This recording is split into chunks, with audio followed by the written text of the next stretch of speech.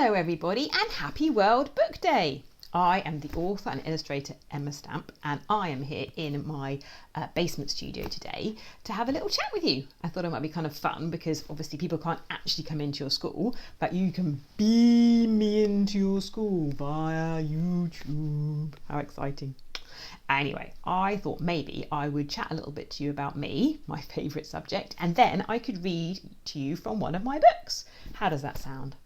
That sounds pretty good. Right, so what can I tell you? Well, when I was your age, which was back in the last century, my very first book I ever read was called The Village Dinosaur, and it was by an author called Fleas. You may have read it, I don't know. I think it's still in print. Anyway, this was the first book that when I could read, I read.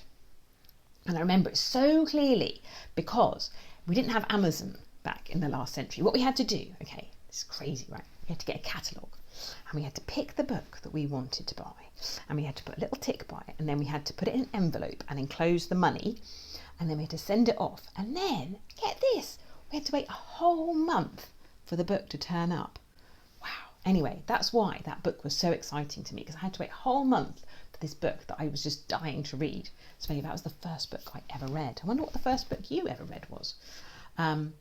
Anyways, but my favourite book, okay, was called The Witches by Roald Dahl, and you may well have read that book because it is just so good. I love that book so much. And I was given it, I think it was about my 10th birthday. I was given it to my 10th birthday. I think it's when the book had first come out and it was in the hardback edition. Oh my gosh, it was so exciting. And literally, I just started reading on Christmas Day afternoon, and then I didn't finish reading the book until Boxing Day. I just kept reading and reading and reading. And I did some sleeping in between, obviously, because that's probably quite a good idea to do. But yeah, I just loved that book so much. I also really loved reading The Famous Five and Secret Seven books by Enid Blyton. And I secretly wished that I had 5 or 7 friends and a dog that I could go and have adventures with and eat. They're always drinking lemonade and eating biscuits. I so wished I could have that. But the problem was that I lived like in quite a remote little area in Devon. And I didn't have 5 or 7 friends. Like there was only 8 children in my year at school. And I think I only liked about 3 or 4 of them. So I guess I could have had 5 friends, couldn't I? Anyway, there we go. So yes, I grew up on a farm in Devon, a sheep farm. And it's on this sheep farm that I met Pig. Well, he wasn't really called Pig on the farm. He was called Salt Pork. And salt pork is kind of bacon. And it was he who gave me the inspiration to write my very first book, which was The Unbelievable Top Secret Diary of Pig. But that was many, many years later. Yes, so I grew up on a farm, and what I wanted to be, when I was at primary school, I really, really wanted to be a vet. And I used to write books about how to be a vet, and I don't know, I was crazy about being a vet. But anyway, it turned out that I wasn't very good at science, and you kind of have to be good at science to be a vet. So that was kind of the end of that. But I was good at drawing. So I went to art college and I studied graphic design, and then I went and had this big kind of glitzy career in advertising in London.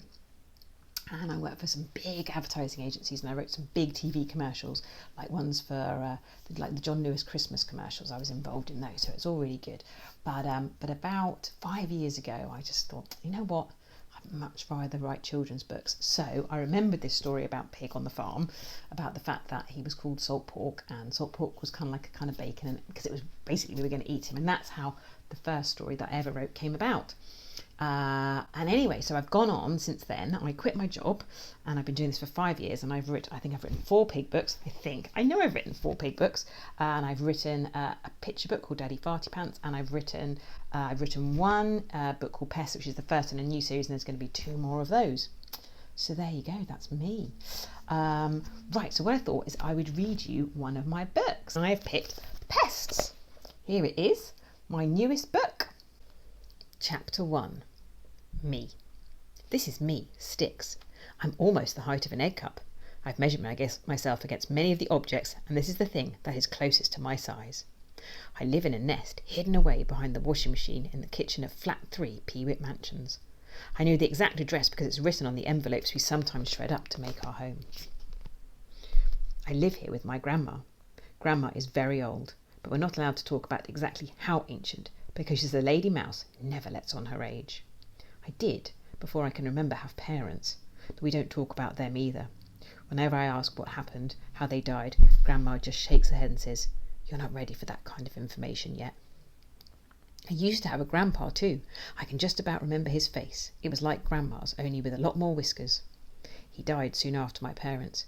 Grandma said it was from a broken heart, but I don't think that's actually possible. I never heard of a heart breaking.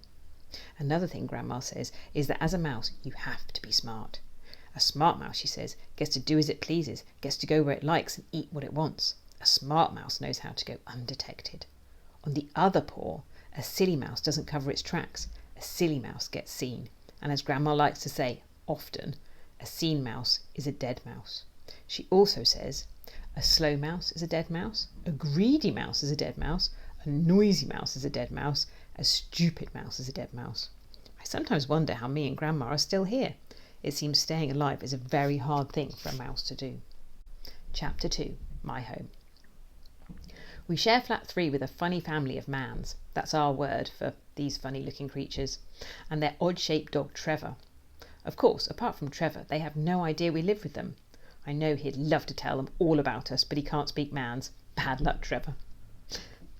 To be fair, none of us creatures can speak mans, but at least we can understand it, and we can all understand each other. We're smart like that, much cleverer than those stupid mans who can only talk to each other. The lady mans is called Snookums, and the man's man is called My Love. They have a baby mans who talks and makes a lot of noise. Her name is Boo Boo. Grandma says there are good mans and bad mans. She says we are lucky as we have very good ones. Apparently some mice have terrible mans that clean all the time so there are no scraps to eat, or that never sleep so you can never sleep out at night undetected. But ours aren't like that. They, number 1, only clean once a week, which makes the chance of finding food much higher. Number 2, don't have a cat.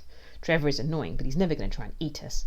Number 3, they go to bed early, which gives us plenty of time to forage. 4, they've never caught Pest. The last point is very important. Pest is the worst thing that could happen to us. Worse than the man's cleaning up every day, worse than a cat. Pest is bad, bad news. They know every possible way to kill us. Traps, poison, gas. Grandma says when they come, we go. And by go, she means die. Though our mans have never actually called Pest, they do have one of their adverts stuck to their fridge. Grandma makes me read it every night, so I always remember to be extremely careful. Whenever we're looking for food, we always follow one very important rule. Grandma is very strict about this. We never ever leave any sign of what we've been up to. Grandma has another saying, leave a trace, die in a trap. By this she means if the mans even get the faintest whiff we're here, they'll call the dreaded Pest. She says we must always, always, always keep it tidy. There are the 4 rules of keeping it tidy. 1, never tear open packets. 2, never chew holes in cardboard or plastic containers. 3, never poop in places a man's will see. 4, never let your nails grow so long they scratch on the floor. I've had these drummed into me every day since I can remember, so all day we hide and sleep, tucked away in a little nest. Then, when night falls, once we're sure the coast is clear and the mans are fast asleep, we creep out of bed and down the back of the washing machine and out into the kitchen. My grandma chose the washing machine to live behind because it's warm and it's safe. No mans ever look behind their washing machine, and most importantly, it's near food. The kitchen is where we find most of what we eat. We call it Zone 1. The mans we live with are rather messy. Grandma says they used to be tidier, but then Boo Boo came along and made them too tired to clean, which means there's always yummy stuff to be found. You just have to know where to look. There's the cooker, where you'll find lumps of dried vegetable, grains of rice and odd bits of pasta, dried peas, sweet corn, or a chip if you're very lucky. The sink, where you'll find smears of sauce, mashed potato, gravy, sometimes leftover cereal. The fridge, whatever has been brushed underneath, e.g. breadcrumbs, peas, cube carrot and sweet corn. The baby man's chair, our favourite. Lumps of rice cake, crumbs of rusk, hunks of breadstick, bits of cheese, chunks of sausage, balls of mashed potato. There is also a chance of food in Zone 2, the living room. When the mans watch TV in the evening, they like to eat biscuits. There are always crumbs to be found. Schnookums likes custard creams. My Love likes bourbons. Grandma likes the custard crumbs, but I prefer the bourbon ones, especially if they still have a bit of the chocolatey middle stuck to them. Zone 3 is the bathroom. This is the most boring room in the whole flat. There's never any food in here. It's also the strangest room. When Grandma told me what a toilet was and how mans sit on it when they poop, I laughed so much I gave myself a stitch. There's also a thing called a bath. Mans fill it up with water and then lie in it. Grandma says this is how they clean themselves. It seems like the most stupid thing ever. Mans' tongues are huge. Why don't they just lick themselves all over like a normal animal? Zone 4 is the bedrooms, which are upstairs. My love and Schnookum share one and Boo Boo has the other. There's no food in either. Well, unless the mans have had something called breakfast in bed, but they have never done this in my lifetime. Grandma says they haven't done this since they had Boo Boo. Zone 5 is the hallway. This is where the mans keep their coats, shoes, my love's shiny green bicycle and Boo Boo's pushchair.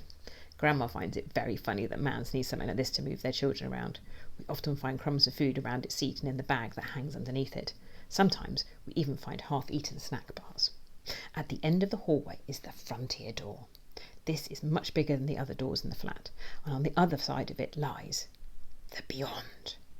I'm expressly forbidden from ever going further than the frontier door. The beyond is strictly out of bounds. Grandma says we have absolutely no need to go there, that we have all we need to survive right where we are. Sometimes I wonder what it's like out there in the beyond. Are there other mice just like me? But apparently only a greedy or a stupid mouse would go out into the beyond, and we all know what happens to them. And anyway, tonight is my favourite night of the week, the one I really look forward to. Tonight it's pizza night. The mans always leave their pizza boxes stacked up by the rubbish bin. Whichever man's designed the pizza box is genius. They put a perfect mouse-sized hole in every one. All we have to do is climb through the hole and bingo! We're in a world of soft doughy crust smeared with tomato sauce and, if we're lucky, a bit of cheese. When we finished eating, Grandma goes back to bed. She says her old bones need rest, but my bones don't feel old in the slightest. In fact, when night comes, I usually feel like I'd literally burst with energy. So some nights, like tonight, well, okay, most nights, after she's gone to sleep, I sneak out of bed. I mean, if I'm careful and follow all Grandma's rules, it's not like anything bad is going to happen to me, is it? Chapter 3. After hours, fun, fun, fun. The kitchen is very dark at night. Apart from the green glow from the clock on the cooker, there's no light at all. But this isn't a problem for me. Using my whiskers to feel and my nose to smell, I can find my way around easily. Trevor, who smells like the dog food he eats, unless the mans have recently washed him in the bath, sleeps on a fluffy rug next to the fridge. It is very important I don't wake him. A yapping Trevor would definitely wake the mans. To make sure he's properly asleep, I use a special technique I call the Trevor whisker tickle. Basically, I twang one of his nose hairs, and if he doesn't stir, which he usually doesn't, I know I'm good to go. I like to warm up with what I call my sticks skills. I am very proud of these, and I'm adding to them all the time. My top 6 right now are: Number 1, climbing up the leg of the dining chair. I can get all the way to the top. The really fun bit is sliding all the way back down again. Number 2, swinging across the draining rack. My record is 12 back-to-back swings. 3, swinging myself across the sink using the cord from the kitchen blind. 4, balancing on the tip of a fork. 5, scrambling up the front of the kitchen drawers. I use the handles to help. 6, somersaulting over Trevor's tail while he sleeps. I'm working up to an attempt to get over his bottom and one day his entire body, if he doesn't get any fatter. If I'm feeling energetic, which I am tonight, I add in a special challenge. I have to choose 4 skills. 4 is my lucky number. And then I do them back to back. I call this the sticks steeplechase. Tonight the order is kitchen drawers, draining rack, blind swing, Trevor's tail. I finish in record time with a huge leap over Trevor's tail. It's the biggest jump I've done by far, and I nail it. The landing is not quite as neat as I'd like. I land on my bottom, then skid across the kitchen floor. But I've done it, and fast, really fast. I lie on the floor laughing quietly to myself. I wish someone had seen me. I bet I looked funny. Me whizzing around like a lunatic. At times like this, I wonder what it would be like to have a friend. Someone to lie and hear and laugh with me. Someone to play with other than a sleeping Trevor. I look over at his plump, furry bum. I'm not tired. I don't want to go back to the nest with Grandma yet. Perhaps this is the night, I whisper to myself. The night I will do it. The night I will perform the stick spectacular and somersault over Trevor's bottom. As I prepare myself, I realise that this is the most difficult and dangerous thing I have ever tried. I'm very excited and nervous all at once. I perform another quick Trevor Whisker tickle. His nose doesn't even twitch. He's deep, deep asleep. Next, I warm myself up doing some special sticks stretches. I do 5 star jumps, 4 sit-ups, 3 roly-polies, and I try to do 2 press-ups but only manage 1 because I really hate these. Once I've finished, I'm ready to go. To give myself the longest run-up possible, I walk to the far side of the kitchen. I take my usual 4 deep breaths. Like I said, 4 is my lucky number, and begin to run. I've just got up to maximum speed when I hear a sound that fills my body with terror.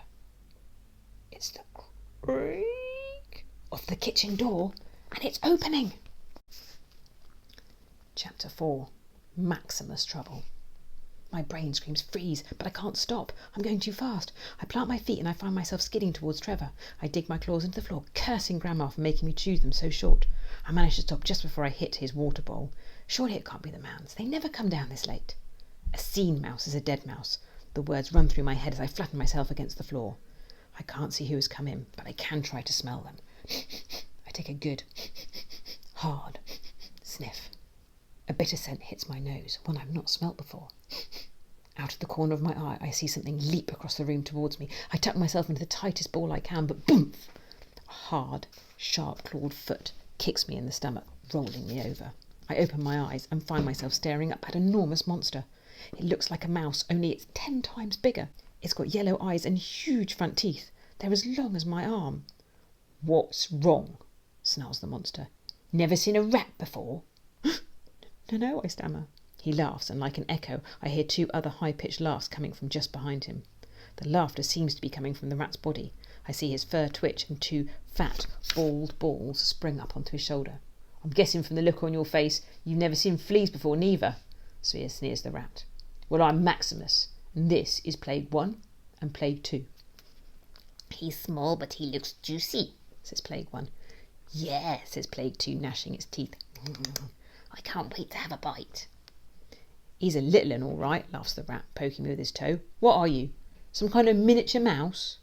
"Ha!" laughs Plague 2. "You're big fat Maximus, and he's skinny little Minimus. Get it? Like Minnie Mouse." "Oh, I'm not fat. Shut up," says the rat angrily, swatting the fleas off his shoulder. "Now listen, mouse," he says, reaching a large paw down and wrapping it round my neck.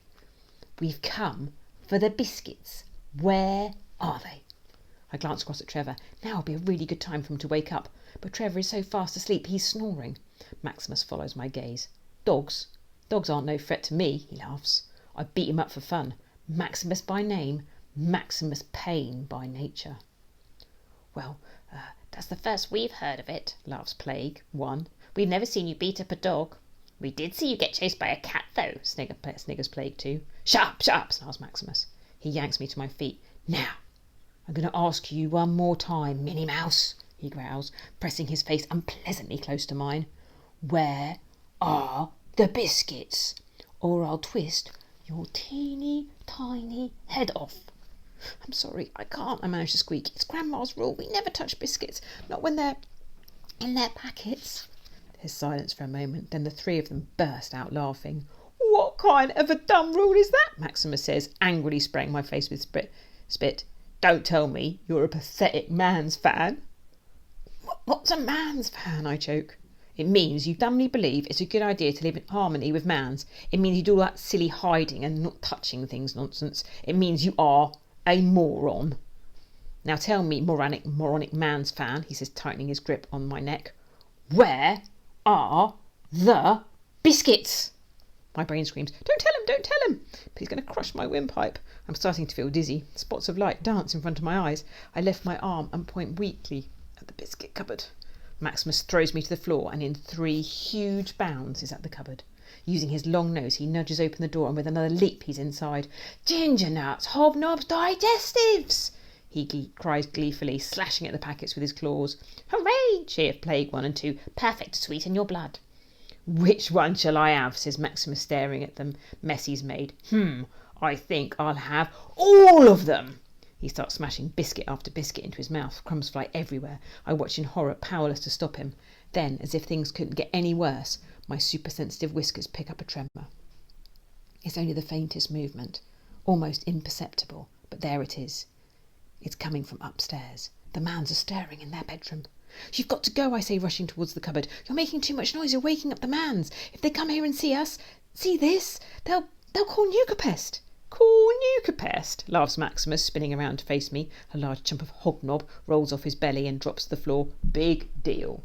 We rats live in the sewer beneath the building. Nucapest don't ever come down there. I pick up another tremor, this time stronger. I hear the sound of grumbling voices and the creak of the bedroom door opening. Please, I beg, please stop, they're coming. I look over at Trevor. His whiskers twitch. He's beginning to wake. Surely you've had enough, I whisper, frantically trying to grab the wrappers to the back of the cupboard in hope that I might hide them. I hear footsteps thundering down the stairs. Trevor blinks, a sleepy eye half open. Dog! Shakes Plague Bun. It's waking! Without a word, Maximus drops his hobnob. In 4 huge bounds, he makes it to the kitchen door and disappears. Both Trevor's eyes fly open. He looks straight at me. I drop the wrapper. Mouse! He barks excitedly, leaping to his feet. Mouse! Mouse in the kitchen! Trevor, what's wrong with you? Shouts Snookums.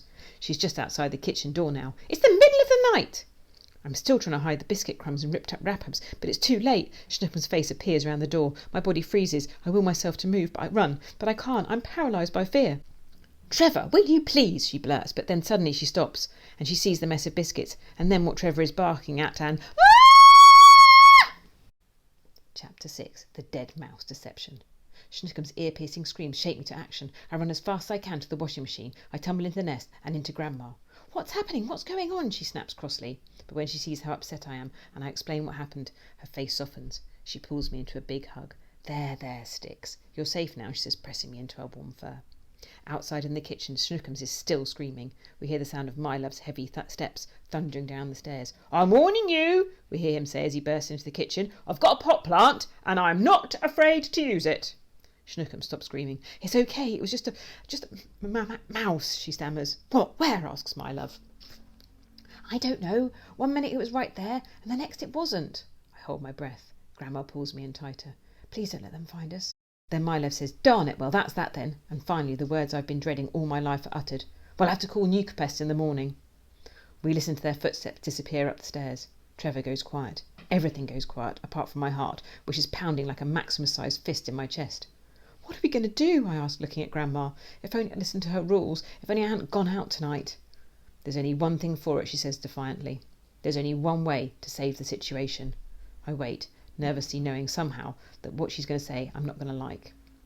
I'm going to have to perform the dead mouse deception, she says coolly. But what's that? I ask. When Nucapest come, they'll tear the kitchen apart. They won't stop till they find this nest, says Grandma, now who's pacing as she talks. Even if we're not here, it won't matter. They'll still lay poison and set traps.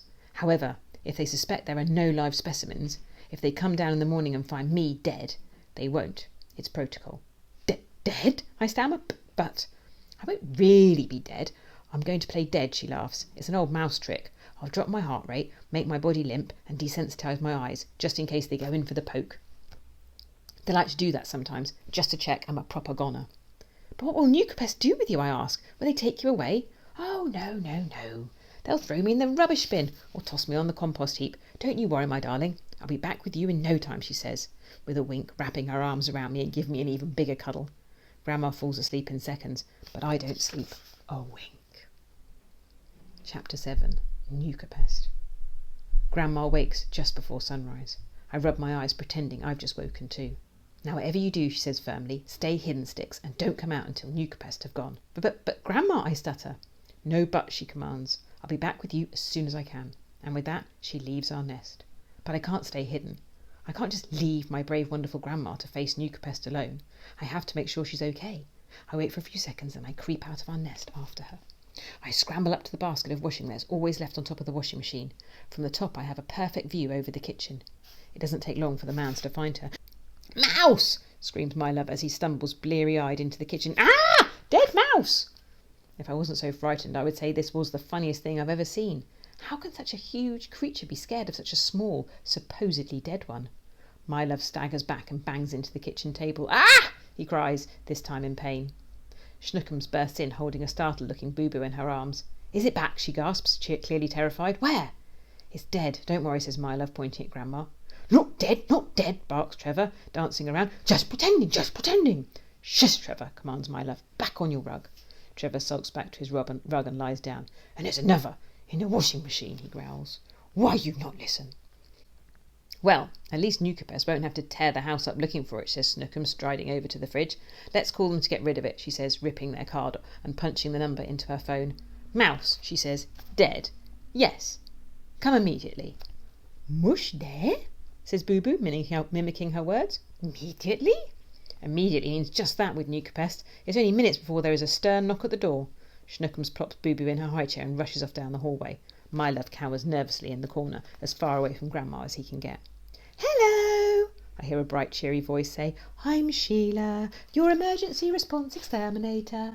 A moment later, a round lady mounds with a face like a rosy apple waddles in.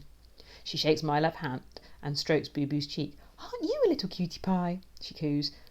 As Schnookums points Sheila in the direction of Grandma, it's all I can do to stop myself running and jumping on top of her to protect her. Well, well, well, says Sheila, bending over Grandma to take a closer look. It certainly looks dead, doesn't it? She reaches into her back pocket and pulls out a pair of white rubber gloves. Tricky little blighters, though, mice, she says, snapping them on. Always good to give them a close inspection, just to be sure. She reaches down and clamps 2 fingers around Grandma's tail. My stomach lurches. This is it, the moment of truth. Can Grandma fool them? Sheila raises Grandma up to eye level and twirls her around, inspecting every inch of her body. My beautiful, wonderful Grandma hangs limply spinning in midair. Yup, it's Deddington's all right, declares Sheila. Passed away an hour or 2 ago, I'd say. Probably gorged itself to death. Got any reason to suspect there might be more? I press myself down into a pair of My Love's pants. Seen any droppings? Any faecal matter? My Love and Schnookums both shake their heads. Any other incidents like this recently? Again they shake their heads in unison. Then I would say it's a rogue raid, beams Sheila. For now I advise we just monitor the situation.